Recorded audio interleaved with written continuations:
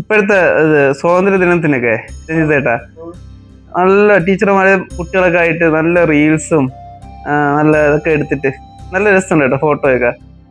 പണ്ട് നമ്മളെ കുട്ടിക്കാലത്തൊക്കെ നല്ല നല്ല രസമുള്ള ഒരു ഓർമ്മകളുണ്ടായിരുന്നു അല്ലെ. ഇപ്പോഴാണ് നമ്മൾ ഈ ജോലിയും കാര്യങ്ങളൊക്കെ ആയിട്ട്. നീ ഇപ്പൊ പറഞ്ഞപ്പോഴേ ഒരു കാര്യം എനിക്ക് ഓർമ്മ വന്നേ. എൻ്റെ ജീവിതത്തിൽ മറക്കാൻ പറ്റാത്തൊരു സംഭവമുണ്ട്.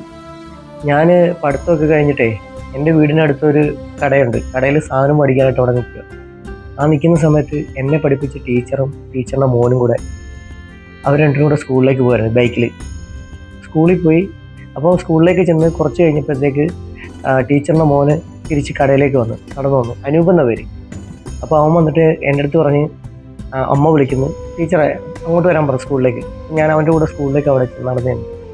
അപ്പം ഞങ്ങളുടെ കൂടെ സ്കൂളിൻ്റെ അടുത്ത് ചെന്നപ്പോഴത്തേക്ക് സ്കൂളിലെ ഉള്ളിൽ നിന്ന് കുട്ടികളെല്ലാം കൂടെ ഫ്ലാഗും പിടിച്ച് ഫ്രണ്ടിൽ കൊടിമരമുണ്ട് ഞങ്ങളുടെ സ്കൂളിലെ. ആ കൊടിമരത്തിൻ്റെ ഫ്രണ്ടിൽ വന്ന് ചുറ്റും ഇങ്ങനെ ലൈനായിട്ട് നിന്ന് അന്നേരമാണ് ഞാൻ അറിയുന്നത് സ്വാതന്ത്ര്യദിനമാണ്.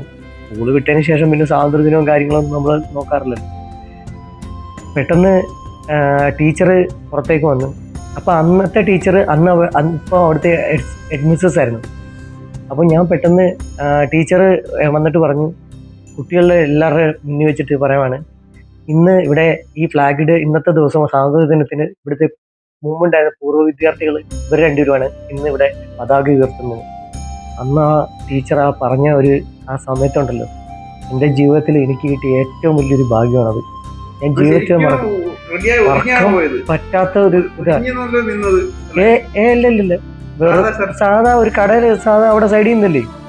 അപ്പൊ അവിടുന്ന് വിളിച്ച് പെട്ടെന്ന് ചെന്നപ്പോ എന്തിനാ വിളിച്ചെന്നുള്ള കാര്യം ഒന്നും അറിയില്ല എനിക്ക്. സാധാ മുണ്ടു ഇതായിട്ട്. ടീച്ചറിന്റെ പേര് രമ ടീച്ചർ എന്ന് പറയാം, രമ ടീച്ചർ. അപ്പം ഞാനത് എനിക്ക് ജീവിതത്തിൽ മറക്കാൻ പറ്റാത്തൊരു സംഭവം. തീർച്ചയായിട്ടും. പിന്നെ അത് തീർച്ചയായിട്ടും നല്ലൊരു ഓർമ്മയാണ്, ജീവിതത്തിൽ മറക്കാൻ പറ്റും.